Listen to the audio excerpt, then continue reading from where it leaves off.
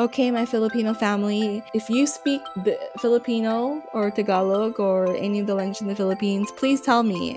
Is it Agar Agar or Agar Agar? Let me know in the comments. However, don't let that deter you from trying this recipe. For those of you who are not Filipino, this is actually a very popular drink in the Philippines, and you've actually probably drink something similar in the Vietnamese culture, or when you go to the Vietnamese restaurant.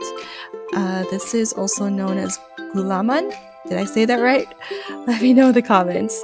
It is actually widely used all over Asia, and it is actually also red algae, and this was first known in the 17th century in Japan.